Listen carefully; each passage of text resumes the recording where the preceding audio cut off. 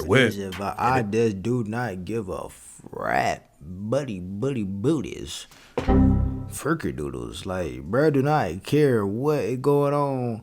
You do anything that bro don't like, here I come. Boom, boom, boom, boom, boom. The surveillance footage from the hotel leak where YoungBoy's putting hands on Jania. Jania went live and said that Young House where they would take people to beat, sexually abuse, and illegally strip search them. The cops are also accused of destroying evidence to hide what they were doing. Yo, what's good, bro? Chris, yes sir, yes man.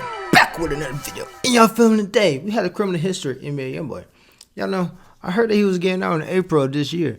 Hey man, allegedly I seen something like that, man. I don't fully know, man. I just seen it. You feel? I just putting the word out. But if I ain't hit subscribe button, like boy, my country, just see what all YoungBoy done did in these past years.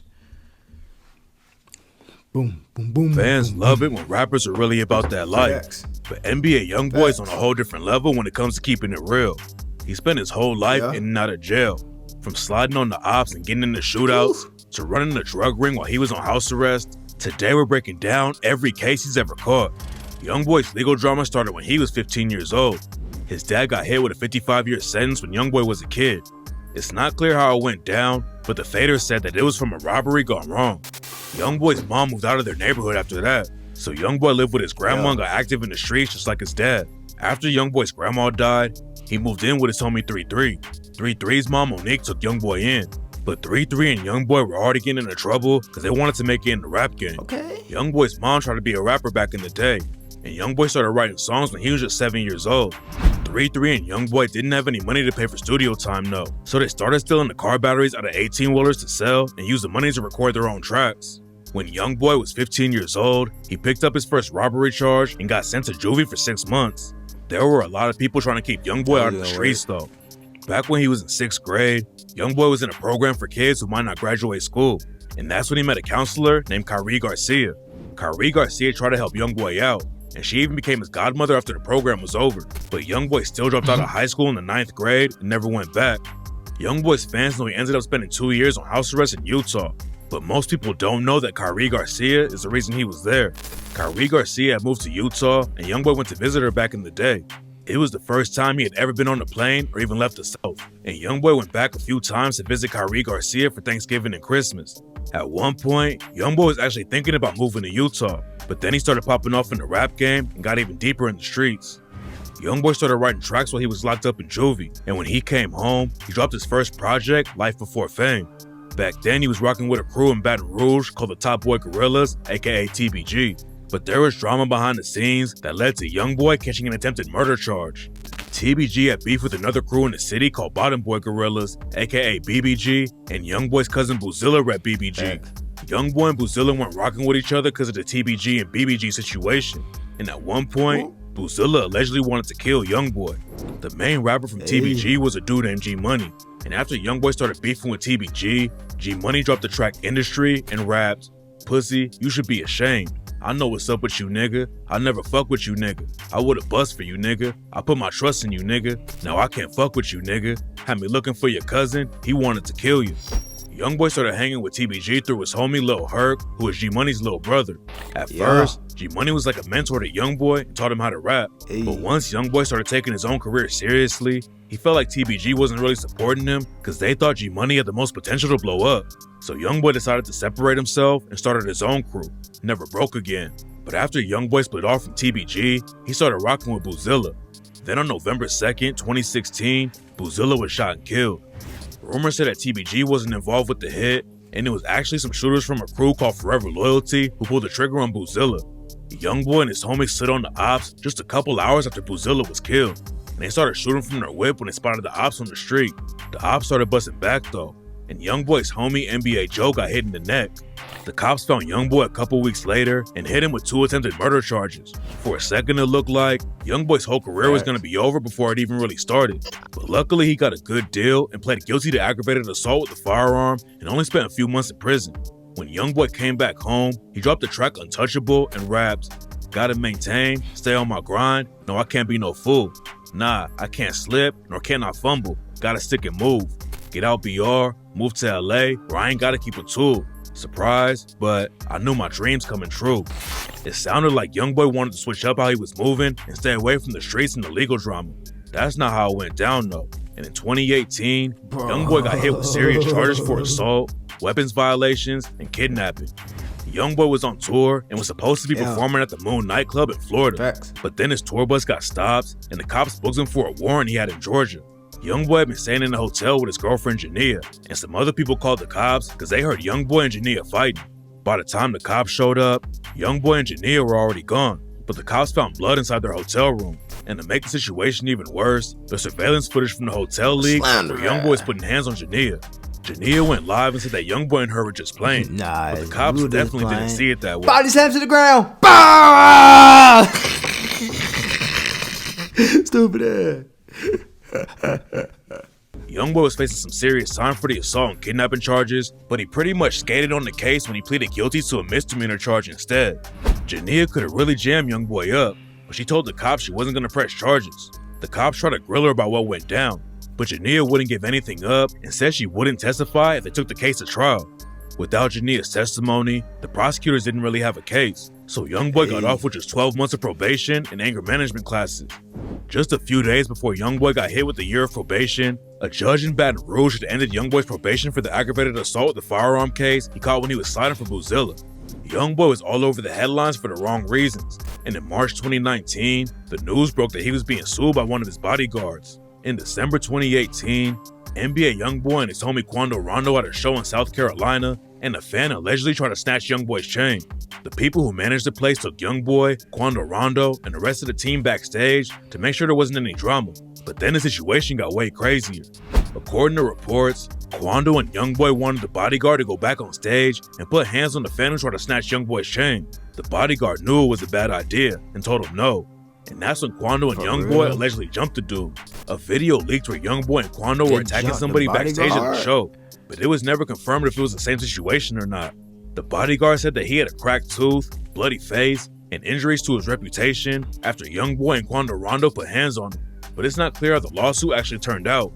YoungBoy didn't face any jail time for putting hands on the bodyguard, but just a few months later, his ops from Baton Rouge almost took YoungBoy out. While YoungBoy was blowing up in the rap game, the beef in Baton Rouge just kept getting crazier. G Money was shot and killed, and YoungBoy's homie Lil Pap went down for the hit. Then TBG clapped back and allegedly killed YoungBoy's manager, Big Dump. Boulevard Quick and Lit Yoshi were allegedly the ones who pulled the trigger on Big Dump, and their homie Fredo Bang took shots at Big Dump on the track Lot of Smoke when he raps, "Yeah, I put a nigga on his back. You heard me? You know I'm smoking on a fat nigga. You understand me? And we ain't dumping no ashes. You heard me?" Then Boulevard Quick got shot and killed, and YoungBoy dissed him when he dropped the track Uncharted Love and raps, "Do the dirty work and fucking Timbs. We'll leave the mark above the rim. You was like my brother. Why the fuck you crossed that line? Blew that fat bitch mine before he tried. Not an army bigger that won't slay me, yo, I. Guns to your head, we let that smoke float to the sky." Boulevard Quick getting killed like that was a big loss for TBG, and his homie Lit Yoshi tried to clap back at NBA YoungBoy. YoungBoy was in Miami for Rolling Loud, and he let the ops know where he was and said, "You can be anything, we gonna put that iron on you." Lit Yoshi and some other shooters put up to YoungBoy's hotel and started shooting when they spotted YoungBoy outside. YoungBoy's side started busting back, and an innocent dude tragically got caught up in a situation and died. Seeing an innocent dude die like that had a big impact on YoungBoy, and after it went down, he said, "I wish they would have gotten me, not him." YoungBoy was originally charged for the shooting, and the situation was looking bad for him, but then the charges got dropped. YoungBoy was still on probation when the shooting went down though, and he violated his parole because he was hanging out with his homies Ben Fields and Boomer. According to the judge, Ben Fields and Boomer were both involved with the drive-by shooting YoungBoy got booked for in 2016, and he wasn't supposed to be around him while he was on probation. YoungBoy was originally facing 10 years in prison, but luckily he got off easy and only had to spend 90 days in jail and then go on house arrest. We basically halfway in the video. And every time this man say he don't this, like this man keeps telling him he gets off easy. He gets off easy. He gets off easy. I wonder why he keep getting off easy. What is going on, bruh? Bruh just keep getting shit. Same way, bro. I feel like he finna go in April again too, bruh. Man getting off easy for every like, bro. Fans were hoping YoungBoy was gonna switch up how he moved because he was always getting caught up in some wild drama. But that's not how it went down. And just a few months later, he caught the most serious charge of his life. In September 2020, YoungBoy was shooting a music video and someone called the cops and said that YoungBoy and his crew were waving guns around. The cops raided the spot where they were shooting the video and found a bunch of drugs and guns. When the cops showed up, everyone started running or trying to hide behind cars. Police searched a few vehicles at the scene and found some weed and Xanax pills packed in plastic bags, along with digital scales. They also found tons of handguns and rifles, including an AK-47. Some of the dudes they arrested were also carrying large amounts of cash, including YoungBoy, who had $47,000 cash on them when they arrested him. YoungBoy and 15 other people all got booked, but YoungBoy bonded out fast. YoungBoy was supposed to stay in Louisiana while he was on bail, but instead, he did the race and went to Los Angeles. The cops tracked him down and tried to pull him over, and that's when YoungBoy hopped out and ran away on foot. The cops used dogs to find YoungBoy though, and they booked him on more federal gun charges because there was a gun in his whip. It wasn't looking good for YoungBoy, but in 2021, the judge let him out on a $1.5 million bond. YoungBoy had 2 big cases hanging over his head though. In that same year, he moved to Utah to serve out his house arrest and wait for his other trials to start. The judge thought Utah would be a better place for YoungBoy to serve his house arrest because he wouldn't be around any of his ops in Baton Rouge. The judge also knew about YoungBoy's ties to his old counselor, Kyrie Garcia, and being close to her was supposed to help keep YoungBoy out of trouble. In 2022, YoungBoy scored a huge win after his federal gun case from Los Angeles was thrown out. He was still fighting the gun charge from Baton Rouge though, and then the case took a crazy turn.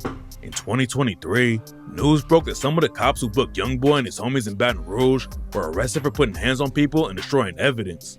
According to paperwork, the cops who booked YoungBoy arrested a dude and then used a stun gun on him while they were strip searching him at the police station.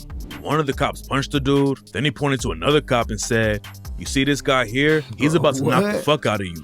And according to the prosecutors on the case, the cops had a secret torture warehouse where they would take people to beat, sexually abuse, and illegally strip search them. The cops were also accused of destroying evidence to hide what they were doing, and a lot of people thought YoungBoy might catch a break in his case since he was booked by a bunch of dirty cops. Unfortunately, that's not what happened though, and YoungBoy was kept locked up in Utah for years. YoungBoy kept dropping music while he was locked up, but his lawyer said that being locked down for so long was having a big impact on YoungBoy's physical and mental health. Bootleg Kev flew out to Utah in 2024 to interview YoungBoy, and YoungBoy told Bootleg Kev that his future was in jail. I'm kind of set on going in jail right now, so I don't really think about too much. It was clear that YoungBoy wasn't feeling good about the situation, and his fans had no idea that it was about to get even worse. In April 2024, the cops in Utah raided YoungBoy's crib and hit him with over 60 charges for possession of drugs, guns, and way more. According to the cops, YoungBoy and his crew were running a large-scale prescription fraud ring and were calling in fake prescriptions to get drugs. The cops got tipped off by a pharmacy, and that's when everything began to fall apart. They started investigating YoungBoy and his crew, and they caught some of YoungBoy's family members picking up a fake prescription. They claimed YoungBoy and his crew were calling up pharmacies, pretending to be doctors trying to order prescriptions for patients so they could get promethazine mixed with codeine, the main ingredient in lean. One of the pharmacies started to get suspicious after someone claiming to be a doctor called them to fill a prescription for a patient named Gwendolyn Cox, and they used the word axe instead of ask, which isn't normal in Utah. The pharmacist hung up and called the real doctor, who said he didn't have a patient with that name and never tried to fill a prescription. 2 women in a white Chevy Tahoe also went to the pharmacy to pick up the prescription for a friend. The white Tahoe was registered to NBA YoungBoy, which is how they started to connect everything to him. And what made the whole thing even worse is that the cops found a gun in YoungBoy's crib and hit him with another case for that. YoungBoy's house arrest was taken away and the cops took him back to Baton Rouge. YoungBoy was still fighting his case from Baton Rouge at the same time, but his lawyers were trying to find a loophole to get him out of it. YoungBoy was a convicted felon after he pleaded guilty to the drive-by shooting in 2016, and that's why he was facing so much time when the cops booked him on a gun case in Baton Rouge. YoungBoy's lawyers were arguing that keeping YoungBoy from having a gun violated his Second Amendment rights, and the judge in the case decided to wait until a couple of Supreme Court cases were settled. One of the Supreme Court cases was a wild trial about a dude named Zaki Rahimi. Rahimi wasn't supposed to have a gun because he had a restraining order against him from his ex-girlfriend. But Rahimi's lawyers were trying to argue that the gun ban went against Rahimi's rights.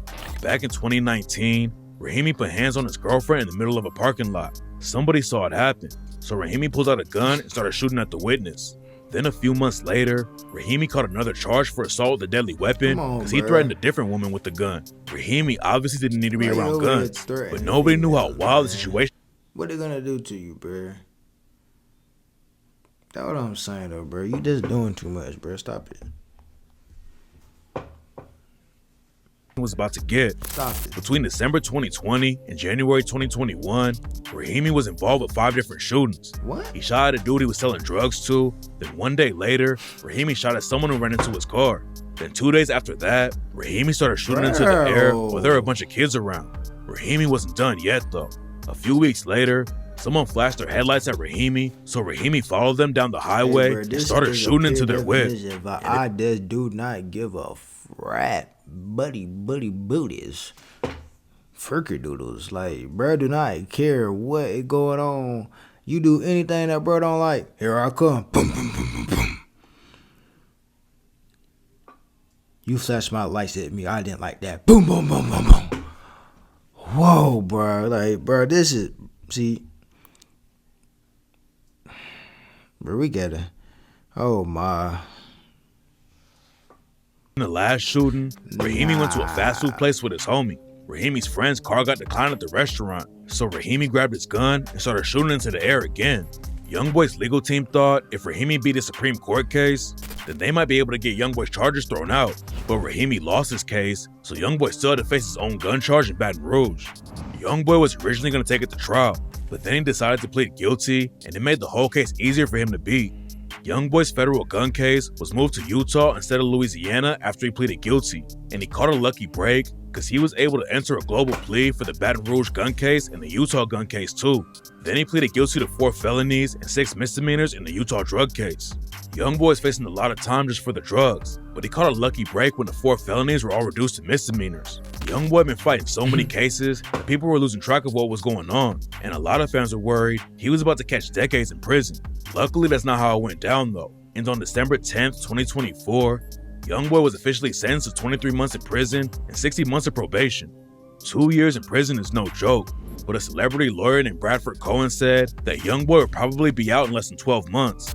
Bradford Cohen has worked with Kodak Black a lot and has helped Kodak skate on some pretty serious charges, and it's clear that Cohen knew what he was talking about. In January 2025, the news broke that YoungBoy should be coming home in July 2025. It wasn't April, YoungBoy was recently transferred. My bad. I knew it was something like that. Oh, this year. To Talladega FCI, a federal prison in Alabama, to serve the rest of his sentence.